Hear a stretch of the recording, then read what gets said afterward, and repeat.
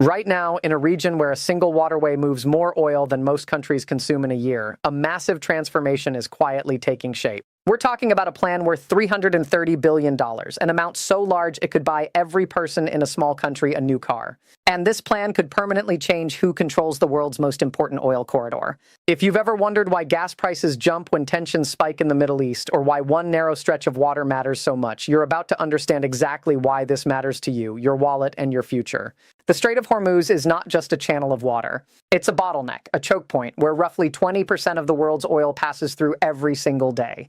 Think of it like the only highway connecting two massive cities. If that highway closes, every truck, every delivery, every supply chain gets backed up for miles. That's what happens with Hormuz. When Iran threatens to close it, oil markets panic, prices spike, and you feel it at the pump within weeks. It's been Iran's ultimate leverage for decades. But what if that leverage is about to become worthless? By the end of this video, you'll understand exactly what's happening with this $330 billion plan, why it threatens Iran's stranglehold on global energy, and what it means for every person who drives a car, pays for groceries, or invests in anything connected to the global economy. This isn't just a story about diplomacy or military strategy. This is about the future of how energy moves around the world, and that affects every single one of us. Let's start with why Hormuz matters so much. Picture a funnel. At one end, you have the Persian Gulf, home to Saudi Arabia, Iraq, the UAE, Kuwait, and Iran itself, all countries that produce enormous amounts of oil. At the other end of the funnel, you have the open waters of the Gulf of Oman and then the Indian Ocean. The only way out of that funnel is through the Strait of Hormuz, which is just 21 miles wide at its narrowest point. Tankers carrying oil from Saudi Arabia, Iraq, and Iran have to pass through this tiny passage to reach the rest of the world. When Iran says it can close Hormuz, it's not an empty threat. It has mines, fast attack boats, and missiles positioned along both sides of that strait. One country sitting on one narrow waterway has the power to disrupt the energy supply of the entire planet. That's an incredible amount of leverage for one nation to hold. But here's what most people don't realize. Iran's economy is heavily dependent on selling oil through that exact same strait. Iran itself needs Hormuz open to export its own oil. So when Iranian officials talk about closing it as a weapon, they're essentially threatening to cut off their own oxygen supply to hurt their enemies. It's like holding a gun to your own head and calling it a negotiating tactic. This contradiction has always been part of the Hormuz problem, but recently something has changed. A plan has emerged that could actually bypass this entire dynamic, and it's moving forward faster than most people realize. What if Iran suddenly lost its ability to hold the world hostage through Hormuz? What if a rival power found a way to move oil around Iran entirely? That question is no longer hypothetical. It's becoming reality, and the numbers involved are staggering. The $330 billion figure comes from a combination of infrastructure projects, pipeline investments, and trade corridor developments that are collectively designed to reduce the world's dependence on the Persian Gulf oil route. Think of it as building an entirely new highway system that goes around the old bottleneck. Countries in Central Asia, countries in the Gulf region itself, and major global powers have been pouring money into alternatives to Gulf oil transit. New pipelines through Pakistan, through Turkey, through the Caucasus. New port facilities in Oman and the UAE. Expanded railway networks connecting oil fields to ports that don't require passage through Hormuz. But wait, there's something else at play here that most news coverage completely misses. This isn't just about finding alternate routes. It's about fundamentally reshaping the energy map of the entire region. When you invest $330 billion in alternatives to a choke point, you're not just creating backup options. You're destroying the leverage of whoever controls that choke point. And that's exactly what is happening to Iran's position right now. Before we go further, I need you to do something for me. If you're finding this breakdown useful, if you want to keep understanding these complex global dynamics as they develop, subscribe now and turn on notifications. We track these developments in real time, and the next update could completely change the picture of what happens next in this region.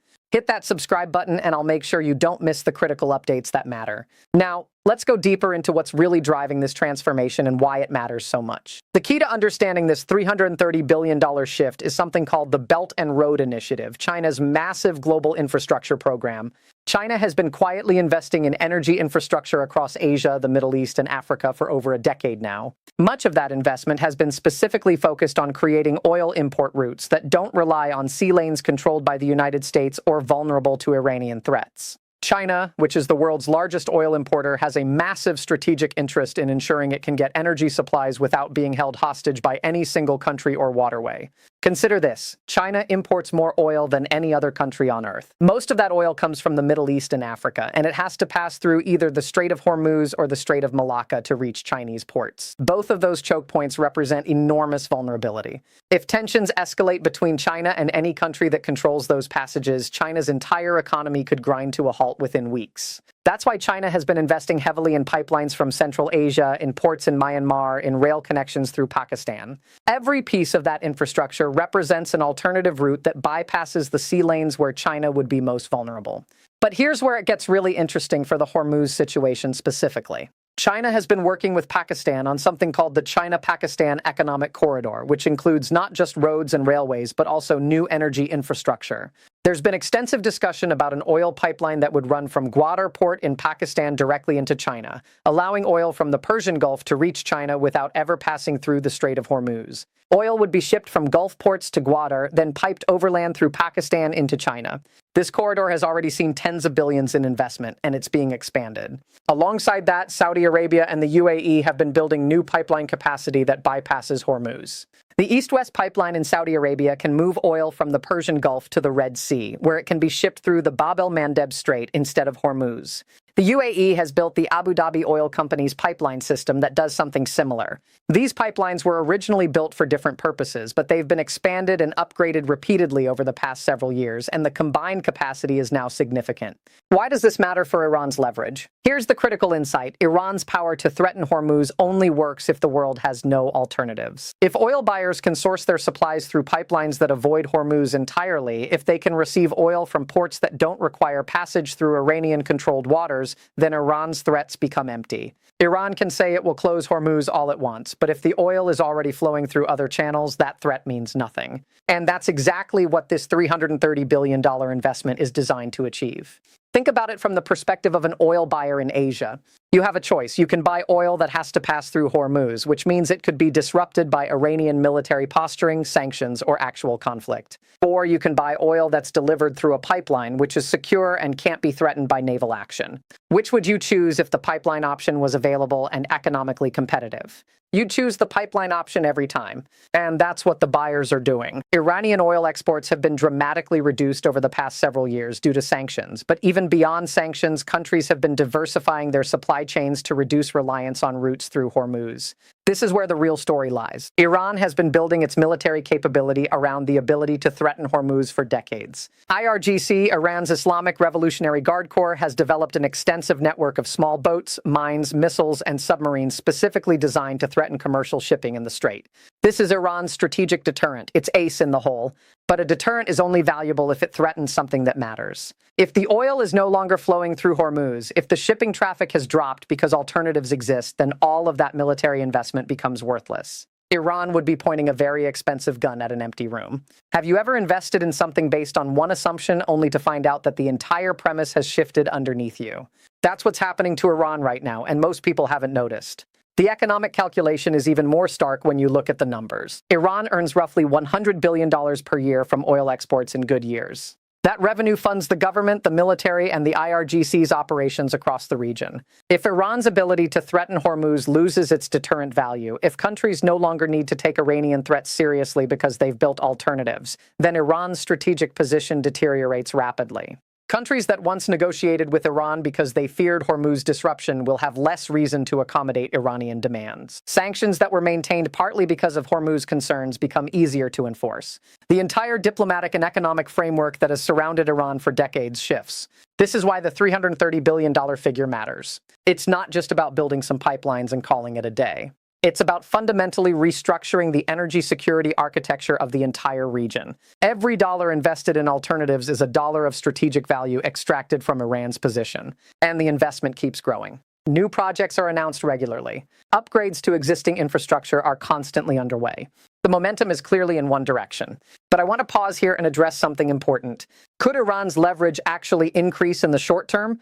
There is an argument that as Hormuz traffic declines, the remaining traffic becomes more concentrated, which could actually make threats more impactful for the traffic that remains. Think about it. If 100 ships pass through Hormuz per day and Iran threatens the strait, you might be willing to negotiate because a lot of your oil is at risk. But if only 30 ships pass through per day because alternatives exist and most buyers have already shifted to those alternatives, then the ships that still go through Hormuz are the ones that couldn't find other options. Those buyers might be more desperate, more willing to pay a premium, more willing to negotiate. So, there is a possible scenario where Iran's remaining leverage becomes more concentrated and valuable even as total leverage declines. This is the kind of complexity that most simple analyses miss. Iran isn't just losing power in a straight line. The dynamics are shifting in ways that create both opportunities and risks. And that's why it's so important to understand what's actually happening, not just to assume a simple narrative of decline. Share your perspective in the comments below. Do you think Iran's leverage over Hormuz is genuinely declining, or is there a scenario where it remains strategically important? Your insights help us all understand this faster. While you're thinking about that, consider this next piece of the puzzle. What does this mean for the countries that have traditionally relied on Iran as a counterbalance in the region? Saudi Arabia, the UAE, and Israel have all viewed Iran's regional influence as a major threat.